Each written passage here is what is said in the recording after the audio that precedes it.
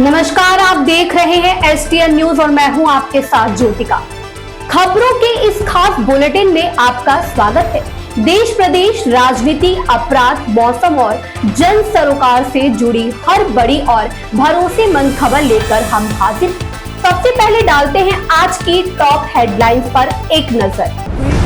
पंजाब सरकार को निजी सुपर स्पेशलिटी अस्पतालों में इलाज की दरें तय करनी चाहिए, बलबीर सिंह सिद्धू ने कहा। मान सरकार द्वारा प्राइवेट स्कूलों की फीस पर 5% से अधिक वृद्धि पर लगाई रोक, लाखों अभिभावकों के लिए बड़ी राहत, डिप्टी स्पीकर जयकृष्ण सिंह रौड़ी ने कहा। मोहाली ट्रेड कमीशन द्वारा मोहाली इंडस्ट्रियलिस्ट मीट संपन्न।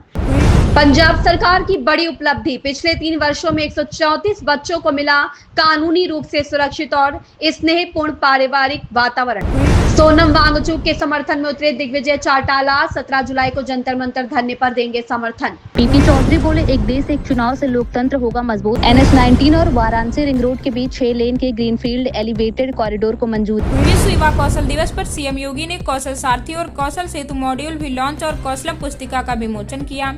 SIT आज सौंप सकती है अंतिम जांच रिपोर्ट। पहली रिपोर्ट में 40 दिन में 70 बार चोरी का हो चुका खुलासा। भारत और ब्रिटेन के आर्थिक संबंधों को नई ऊंचाई पर ले जाएगा CETA, समझौते पर बोले प्रधानमंत्री। तो चलिए अब बढ़ते हैं आज की प्रमुख खबरों की ओर और बताते हैं आपको एक एक खबर विस्तार से।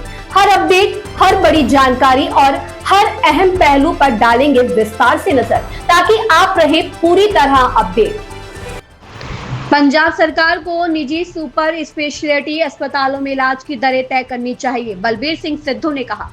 राज्य में निजी सुपर स्पेशलिटी अस्पतालों द्वारा तृतीयक स्वास्थ्य सेवाओं के लिए अत्यधिक शुल्क वसूले जाने के मद्देनजर पंजाब सरकार को सभी जिलों में निजी स्कूलों की फीस नियंत्रित करने के लिए गठित नियामक समितियों की तर्ज पर इलाज की दरें भी तत्काल निर्धारित करनी चाहिए। यह बात पूर्व स्वास्थ्य मंत्री बलबीर सिंह सिद्धू ने कही। उन्होंने कहा कि अधिकांश बड़े निजी अस्पताल ऐसे कारोबारी चला रहे हैं जो डॉक्टरों के लिए वित्तीय लक्ष्य निर्धारित करते हैं और उन्हें हिस्सेदारी भी देते हैं, लेकिन इन सुपर स्पेशलिटी अस्पतालों में ऐसे अमानवीय और व्यावसायिक तौर तरीकों की निगरानी के लिए कोई नियामक संस्था मौजूद नहीं है। पंजाब सरकार की मुख्यमंत्री स्वास्थ्य योजना को असफल योजना बताते हुए सिद्धू ने कहा कि PGIMER चंडीगढ़ इस योजना के तहत पंजीकृत लाभार्थियों को इलाज की सुविधा नहीं दे रहा है। उन्होंने कहा कि PGI पंजाब के लोगों की पहली पसंद है, क्योंकि वहां सभी सुपर स्पेशलिटी डॉक्टर एक ही स्थान पर उपलब्ध हैं, लेकिन जब सरकारी अस्पताल गंभीर मरीजों को वहां रेफर करते हैं तो उन्हें बिना इलाज वापस लौटाना पड़ता है, क्योंकि PGI प्रबंधन ने मुख्यमंत्री स्वास्थ्य योजना को मान्यता नहीं दी है।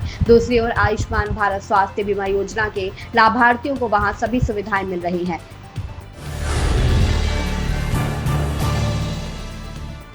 मान सरकार द्वारा प्राइवेट स्कूलों की फीस पर 5% से अधिक वृद्धि पर लगाई रोक, लाखों अभिभावकों के लिए बड़ी राहत, डिप्टी स्पीकर जयकृष्ण सिंह रौड़ी ने कहा।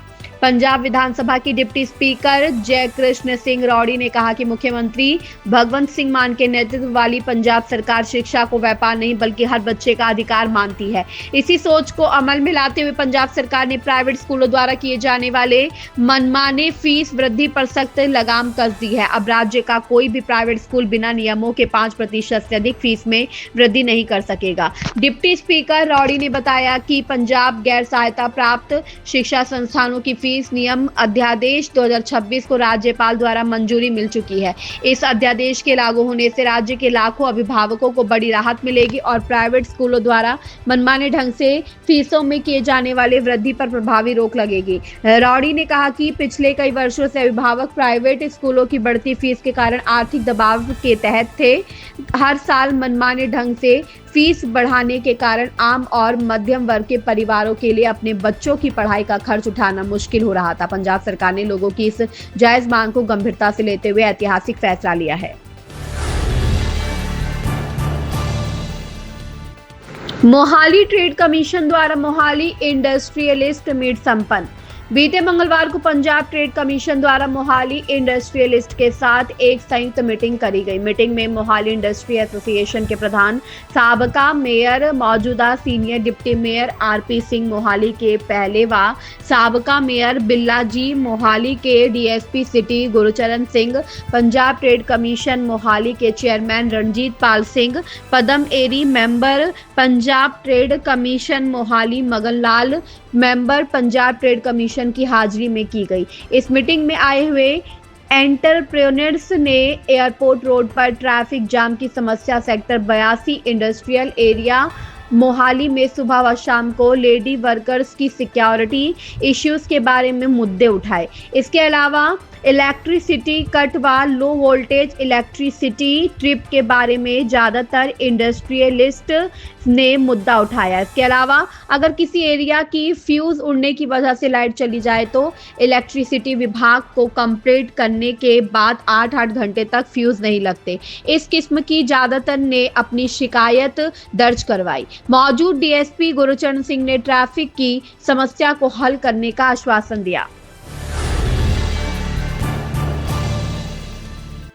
पंजाब सरकार की बड़ी उपलब्धि, पिछले 3 वर्षों में 134 बच्चों को मिला कानूनी रूप से सुरक्षित और स्नेहपूर्ण पारिवारिक वातावरण। पंजाब में बाल संरक्षण तथा बच्चों को कानूनी रूप से गोद दिलाने की प्रक्रिया को अधिक सुव्यवस्थित, पारदर्शी और सुदृढ़ बनाने की दिशा में एक महत्वपूर्ण कदम उठाते हुए मुख्यमंत्री भगवंत सिंह मान के नेतृत्व वाली पंजाब सरकार के सामाजिक सुरक्षा, महिला एवं बाल विकास विभाग के अंतर्गत राज्य दत्तक ग्रहण संसाधन एजेंसी पंजाब द्वारा आज एडॉप्शन रेगुलेशंस 2022 विषय पर एक दिवसीय राज्य स्तरीय प्रशिक्षण कार्यक्रम का आयोजन किया गया।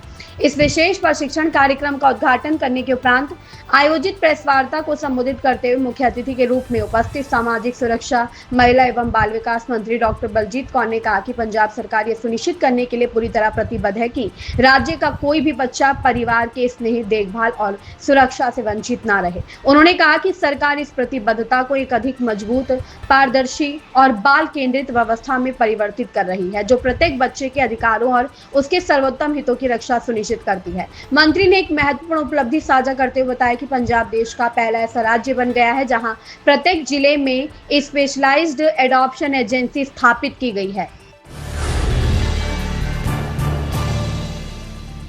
सोनम वांगचुक के समर्थन में उतरे दिग्विजय चौटाला 17 जुलाई को जंतर मंतर धरने पर देंगे समर्थन।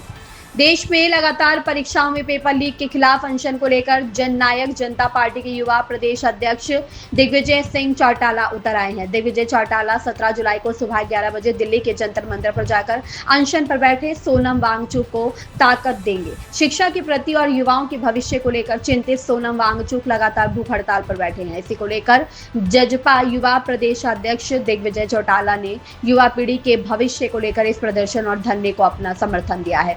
दिग्विजय चौटाला ने कहा कि भाजपा के कुशासन में लगातार पेपर लीक हो रहे हैं, जिससे युवा पीढ़ी को अपने भविष्य को लेकर चिंता हो रही है। उन्होंने कहा कि आज हम सबकी जिम्मेदारी बनती है कि शिक्षा और पेपर लीक परीक्षाओं को लेकर अनशन पर बैठे देश के क्रांतिकारी सोनम वांगचुक को समर्थन करना चाहिए, ताकि हम सब इस लड़ाई को मजबूती से लड़कर युवा हकों और शिक्षा परीक्षाओं को सुरक्षित कर सके। दिग्विजय ने सोनम वांगचुक की प्रशंसा करते हुए कहा कि सोनम वांगचुक जैसे क्रांतिकारी विचारों के लोग पीछे हटने वालों में से नहीं होते। उन्होंने कहा कि हमें गर्व है कि सोनम वांगचुक देश की शिक्षा को लेकर चिंतित है और तानाशाह भाजपा सरकार के खिलाफ लड़ाई लड़ रहे हैं और हम सब उनके साथ हैं।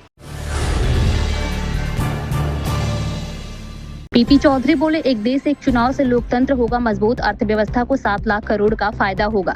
प्रेस वार्ता को संबोधित करते हुए जेपीसी अध्यक्ष पीपी चौधरी ने कहा कि 1 नेशन 1 इलेक्शन को कोई नई व्यवस्था नहीं है। उन्होंने बताया कि 1952 से 1967 तक देश में लोकसभा और विधानसभा के चुनाव एक साथ ही कराए जाते थे, इसलिए यह कहना कि यह व्यवस्था भारतीय संघीय ढांचे के खिलाफ है, सही नहीं है।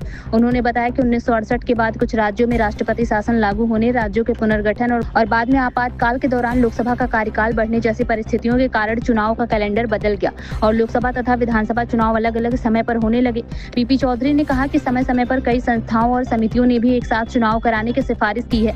इसमें 1983 में चुनाव आयोग, 2002 की समिति, 2015 की संसदीय समिति, 2018 में नीति आयोग और 2023 में पूर्व राष्ट्रपति रामनाथ कोविंद की अध्यक्षता वाली उच्च स्तरीय समिति शामिल है।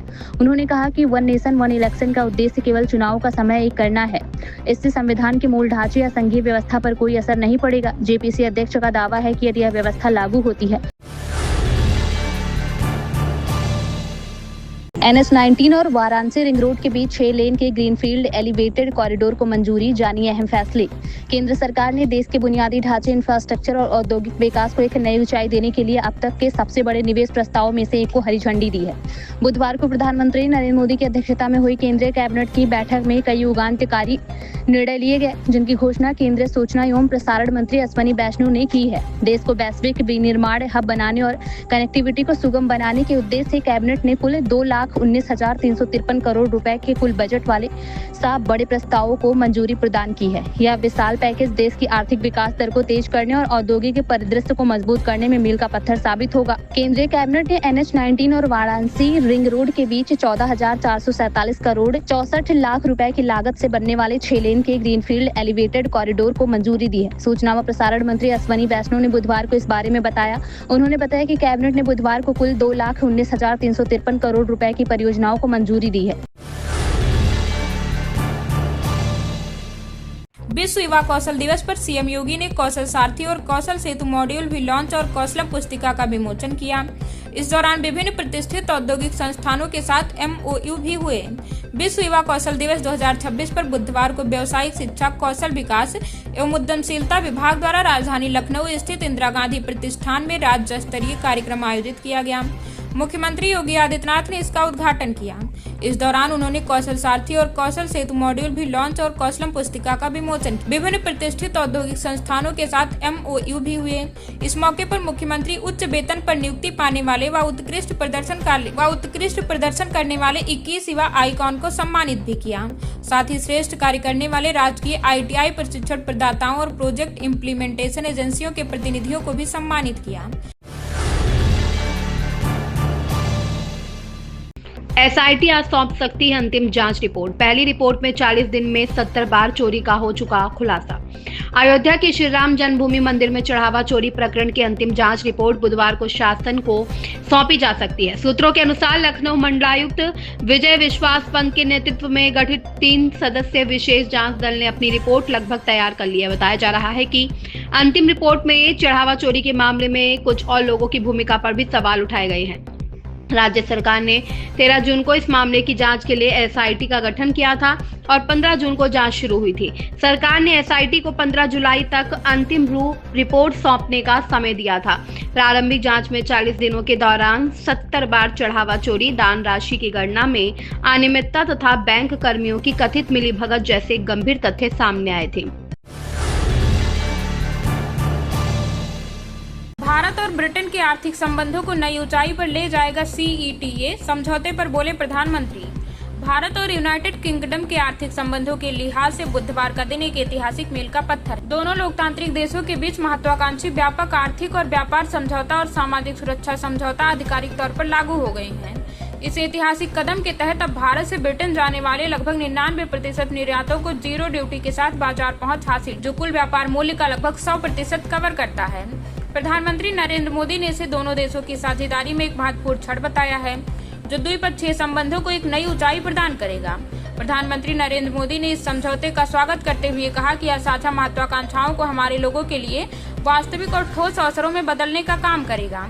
उन्होंने रेखांकित किया कि यह क्षण दोनों लोकतांत्रिक देशों के बीच गहरे आपसी विश्वास और व्यापार प्रौद्योगिकी, निवेश एवं नवाचार द्वारा संचालित एक मजबूत और भविष्योन्मुखी साझेदारी बनाने के संकल्प को प्रदर्शित करता है। यह थी आज की सभी प्रमुख खबरें। उम्मीद है आप तक दिन भर की हर अहम जानकारी हम पहुंचा पाए। अगर आपको हमारा यह बुलेटिन पसंद आया हो तो वीडियो को लाइक करें, अपने दोस्तों के साथ शेयर करें और STN न्यूज को सब्सक्राइब करना ना भूलें, ताकि हर बड़ी और सटीक खबर सबसे पहले आप तक पहुंचती रहे। फिलहाल के लिए मुझे दीजिए इजाजत। धन्यवाद।